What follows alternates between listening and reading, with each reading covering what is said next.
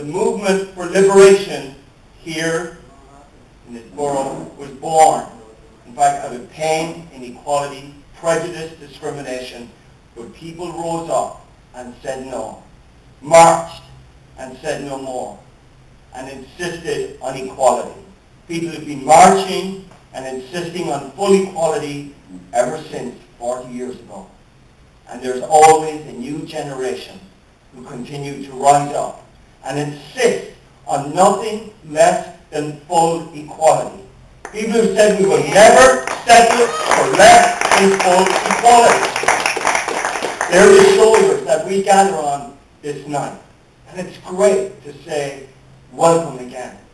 And all of you, everybody knows everybody here. We really do. We're friends, we're community.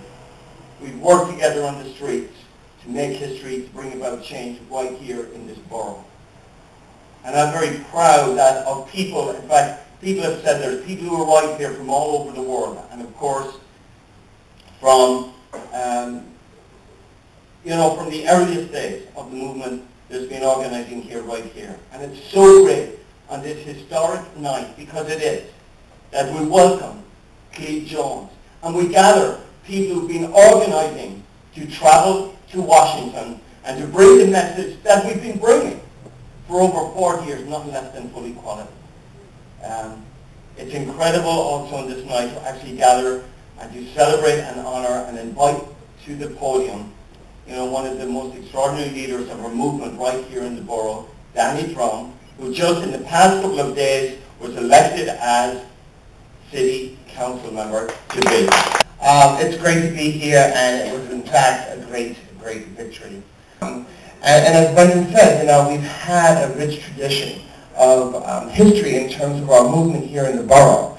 And it was after the murder of Julio, and it was after the Children of the Rainbow curriculum controversy, that gay people here stood up and said, we're not going to take it anymore. We're going to define ourselves. And we're going to let people know who we are. We're not going to let people say who we are. But, we keep fighting.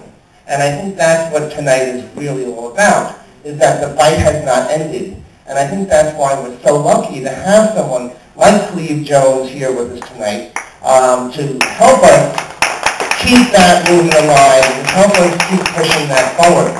Those of you who don't know, he's a little bit like a hero of mine because I used to read about him in the papers and listen and find out and listen to what was going on in San Francisco, especially around when Harvey Milk was elected.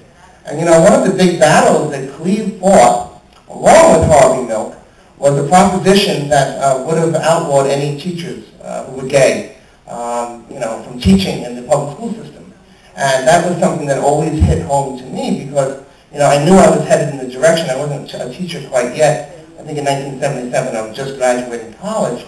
But, when we think about that, how horrible a measure like that would have been had it passed. And Cleve was there to stand up to that type of intolerance and to stand up and say no. And we won that. And people didn't think that was going to be possible either. And then we were hit with the AIDS crisis, right? And, it was an opportunity again that to take something negative and kind of turn it around and use it to almost be, I wouldn't say something positive, but, we had to fight back because people didn't want to know about anybody who had AIDS. Reagan was the president, okay, and wouldn't even say the word until the 7th year of his presidency. Wouldn't even acknowledge that this crisis was going on. And AIDS was called gay-related immune deficiency when it was first announced that this disease was out there. But Cleve saw the need to pull together and had the idea of coming up with the AIDS quilt. And it's quite touching when you see that. And because of that, even here in Queens, in areas where we had difficulty organizing or getting through to people, we were able to get the quilt displayed in places that would not do other things for the community. And that's a very touching and moving thing when people come and see that. We grasp our history. We're proud of that. And we move forward from that. And we go forward and we tell the other people by the virtue of what we're doing and the activism that we're doing and the marching that we're going to do and the fact that we're going to Washington, that there's still hope, that we're still going to fight, that we're still going to be there, that we're still going to stand up for our rights, no matter what anybody else tells us. we can or we can't do. And that's why coming here tonight I think is so very important. And listening to Cleve, who was a true pioneer and a true leader in the community. And it's just an honor for me to be able to stand here and to be able to introduce him. I want to start by just explaining to you my thought process that led me to be so involved with this march. Back in November, with the results of the election and the film Milk coming out, I was inundated with emails. And almost, I would say 90% of them came from young people, mostly young people under 25 years old. A lot of them were responding to the film with some outrage that there was this incredibly rich history that they had never been taught in school, never been informed of, were completely unaware of. And many of them were also eager to march on Washington. And I discouraged that talk. I was there at the March on Washington, the first one. I've been to all of them, and I was reluctant to go down that path because I looked at it through the lens of the previous marches, which were very complicated, very expensive. Some of them had scandals of money going missing, people not getting paid.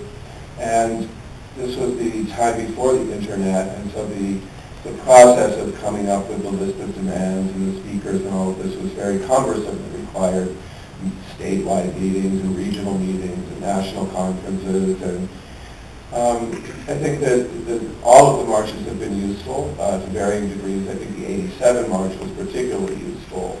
That people went home from there energized like mad and organized. And when they got home, it was a real sort of flashpoint that sent people back with a new determination and a new vigor to organize locally.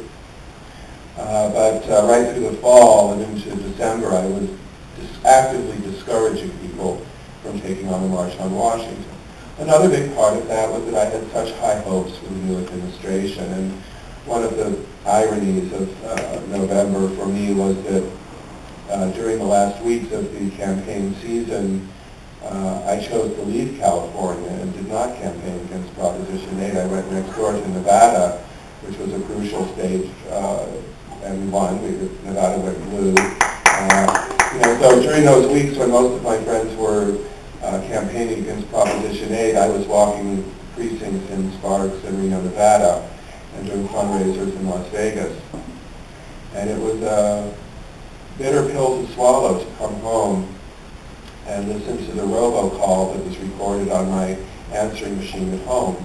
The voice said, "We have an important message for you from Democratic presidential candidate Barack Obama." And then his voice came on and said, "This is Barack Obama. I believe that marriage is between one man and one woman." That really was painful. But I still had enormous hopes, and I still do have great hopes for Obama and for the Democratic majority in Congress. But then on Inauguration Day, who gets invited to give the benediction? It's Rick Warren, and his role in the Prop 8 campaign was significant, to say the least. And then I think even more disturbing, a few weeks after that, Speaker Pelosi was interviewed by the LGBT newspaper in San Francisco, the Bay Area Reporter. And in that interview, she stated quite clearly that repealing the Defense of Marriage Act was not a priority. I should say that, I'm proud to be able to say that Nancy Pelosi is a friend of mine. When I first started the Quilt, she and her husband opened up their home. The very first fundraiser to raise money to take the Quilt to Washington in '87 came from her and her friends.